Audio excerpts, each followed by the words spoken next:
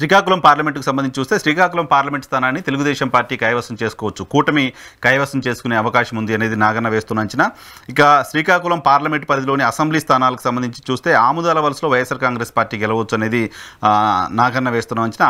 ఆముదాల వలస అలాగే ఇచ్చాపురంలో కూటమికి అవకాశం ఉందని, నర్సన్నపేటలో కూడా కూటమికి అవకాశం ఉందని, పలాసలో వైసీపీ గెలవబోతుందని, పాతపట్నంలో చాలా టైట్ ఫైట్ ఉంది బట్ వైఎస్ఆర్ కాంగ్రెస్ పార్టీకి ఎడ్జ్ ఉండొచ్చు అనేది ఆయన చెప్తున్నమాట.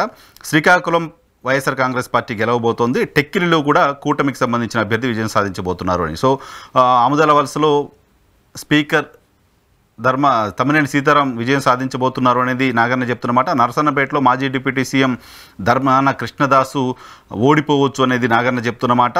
అలాగే శ్రీకాకుళం నుంచి మంత్రి ధర్మాన ప్రసాదరావు విజయం సాధించవచ్చు అని చెప్తున్నారు. టెక్కిలి నుంచి తెలుగుదేశం పార్టీ రాష్ట్ర అధ్యక్షుడిగా ఉన్న అచ్చెన్నాయుడు విజయం సాధించవచ్చు అనేది నాగన్న వేస్తున్న అంచనా. మొత్తంగా శ్రీకాకుళం పార్లమెంటు పరిధిలోని ఆముదాల వలసలో వైసీపీ, ఇచ్చాపురంలో కూటమి, నర్సన్నపేటలో కూటమి, పలాసలో వైసీపీ, పాతపట్నంలో టైట్ ఫైట్ ఉంది, వైసీపీకి ఎడ్జ్ ఉందని, శ్రీకాకుళంలో వైసీపీ, టెక్కిలిలో కూటమి అభ్యర్థి విజయం సాధించవచ్చు అనేది నాగన్న వేస్తున్న అంచనా. ఇక